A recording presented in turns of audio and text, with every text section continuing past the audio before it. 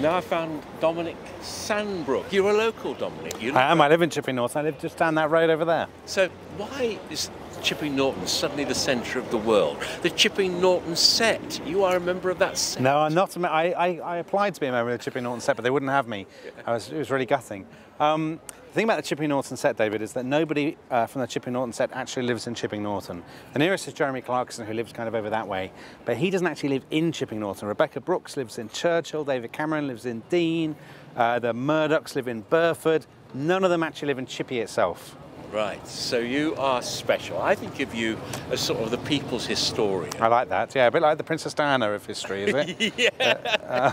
Did you go to university and read history? I did. I read history at Oxford. I did a PhD in history at Cambridge. I was a history lecturer at Sheffield for 3 years, and then I packed it all in to try my luck as a writer, to basically sell myself out to the highest bidder. And how's it going? The bids have come in and they're not bad. Yeah, it's going fine, going very well, thank you. Why have you made yourself an expert on the 1970s? There's lots of us around who are old enough to remember the 1970s. What draws you to that period? Well, for me, the 70s is the kind of... It's not quite the day before yesterday, because I was born in 1974, but it feels like a world that I know and I don't, I guess, personally. But also I think the 70s is really the tipping point for Britain generally. For a lot of people, they look on it as the time when they bought their first house, they went on their first foreign holiday, women experienced the birth of feminism, you had the gay liberation movement, you had all these different things, and of course Thatcher and Thatcherism coming in at the end of the 70s. It really is the decade that I think made modern Britain, made 21st century Britain. It's the watershed, if you like, where an old order, an old Britain, the kind of bowler hat and the cloth cap, if you like, disappears. And a new Britain is the Britain of video recorders and computers and all of that kind of thing came into being. So I think the 70s is really neglected when you look at all these decades. People talk about the 60s, swinging 60s, but I think the 70s is where most change really came for ordinary people. After the 60s came the 70s, which a lot of us remember as being god-awful, the beginning of the decade. Yeah. And you wrote about that. When you take a historian's perspective, was it awful? Well, most people were much better off at the end of the 70s than they'd been at the beginning. But just at the beginning, yes. People were better off than they'd ever been, more comfortable. So for ordinary people, in many ways, life in the 70s was pretty good. But the thing is that you're dead right. For Britain generally, the 70s was bad. For Britain PLC, if you like. Economically, we were pretty poor. The sick man of Europe, bedeviled by strikes and terribly high inflation and so on. Much worse than many of our European competitors.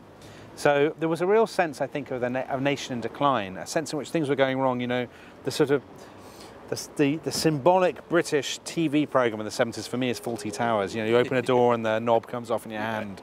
That kind of world is absolutely, I think, historically accurate. If you think about the knob coming off in your hand. James Callaghan, who was Prime Minister at the end of the 70s, they ordered him a new Rover, brand new Rover. First Prime Ministerial car that would ever have electric windows.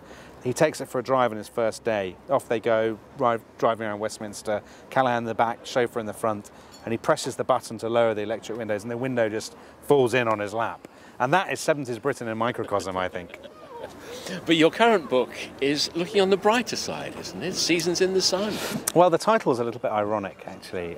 Seasons in the Sun is, of course, Terry Jack's terrible ballad.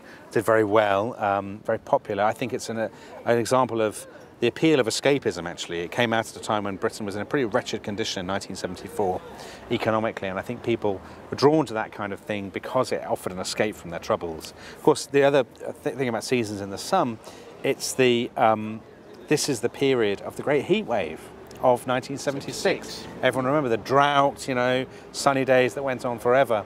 But there's a bit of irony in that as well, because the heatwave did turn into this terrible drought. The government had to have a Dennis Howell Minister for Rain, desperate to try and alleviate it. The reservoirs ran dry. So there was a kind of gloomy side to that as well, which is why the title has this kind of double edge. So when you look, again, with a historian's perspective, what's the emotional message of your most recent book then? The emotional message. I'm excited that you think there's an emotional message. The emotional overview. Well, the book is really a portrait of the moment when everything changed. I think that's the, and I don't try to sort of take a polemical position on it.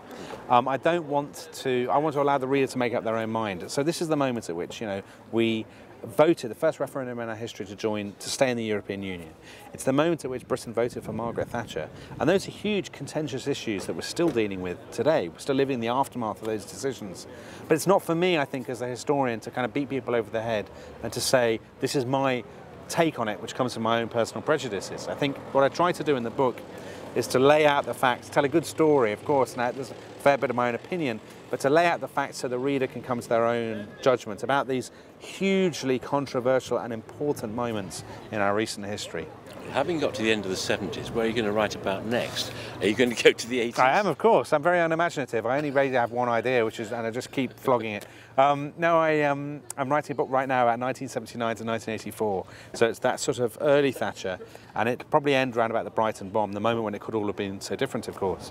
And it's a really rich period because you've got the Falklands, you've got miners' strike, you've got new romantics, first home computers, all these kinds of things. It's a really rich and exciting period. There is a bit of a problem with this as a life plan, isn't it? That you've got to write slower than the clock ticks by. But the good news is that I am writing more slowly. So there was a danger quite early on that I would in fact overtake myself and I'd have to start writing science fiction, which I was quite happy to do. But thankfully I'm going so slowly now that merely to make it to 1990 will probably take me about the next 40 years. So that's fine. I look forward to it. Dominic Sandbrook, thank you. All right.